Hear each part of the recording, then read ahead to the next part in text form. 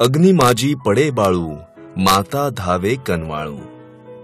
विठ्ठलाच्या दर्शनाची, त्यांच्या कृपेची याचना करताना संत नामदेवांनी म्हटले आहे की जर एखादे बाळ आगीत चुकून पडले तर त्या बाळाची आई त्याच्या रक्षणासाठी धावते.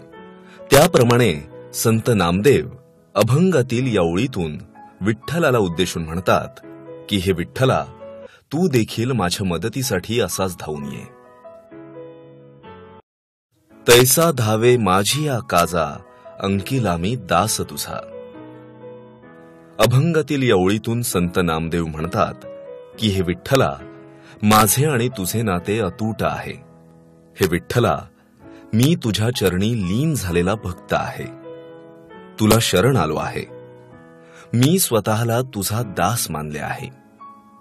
तू माझ्यावर कृपा कर व माझे कार्य पूर्ण करण्यासाठी धावत ये. सवेंची झेपावे पक्षिणी, पिली पडतांची धरणी. पक्षिणी आपल्या पिल्लांसाठी चारा म्हणजेच अन्न शोधताना उंच आकाशात सतत भरारी घेत असते, पण तिचे लक्ष मात्र आपल्या पिल्लांवर असतेच. पक्षीण नसताना जर चुकून घरट्यातल्या पिल्लाचा तोल गेला तर ती पक्षीण लगेचच आपल्या पिल्लाच्या दिशेने झेपावते आणि त्याचे प्राण वाचवते. अगदी तसेच विठ्ठलानेही संकट समयी आपल्याकडे झेपावे अशी याचना संत नामदेव अभंगाच्या या ओळीतून करतात. भुकेले वत्सरावे, धेनू हुंबरत धावे. जेव्हा एखादे वासरू भुकेने कासावीस होते, आपल्या आईला शोधत शोधत हंबरत असते, तेव्हा जसा त्या वासराचा आवाज कानी पडला की ताबडतोब ती गाय सुद्धा प्रतिसाद देत आपल्या वासराच्या दिशेने धावत जाते. विठ्ठलाने देखील नेमक्या याच वात्सल्याने आपल्यावर मातृप्रेमाची कृपा करावी अशी इच्छा संत नामदेवांनी अभंगातील या ओळीतून व्यक्त केली आहे.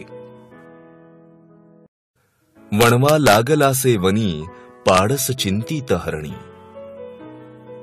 जंगलात जेव्हा निसर्गतःच आग लागते तेव्हा त्याला वणवा पेटणे म्हणजेच फॉरेस्ट फायर असे म्हणतात. जंगलात वणवा पेटल्यावर जंगल जळून राख होते. अशावेळी हरणीचे पाडस जे हरणीपासून दूर आहे ते सुरक्षित असेल का, अशी चिंता हरिणीला असते. विठ्ठलानेही आपली चिंता, काळजी करावी आणि एक अतूट नाते निर्माण करावे अशी नामदेवांची याचना अभंगाच्या या ओळीतून दिसून येते. नामा म्हणे मेघा जैसा, विनवितो चातक तैसा. संत नामदेव आपल्या अभंगात शेवटी म्हणतात की चातक पक्षी हा मेघाच्या जलाची आतुरतेने वाट पाहत असतो. मेघातून पडणाऱ्या जलबिंदूंचीच त्याला अपेक्षा असते. पृथ्वीवरच्या पाण्याकडे तो पाहतही नाही.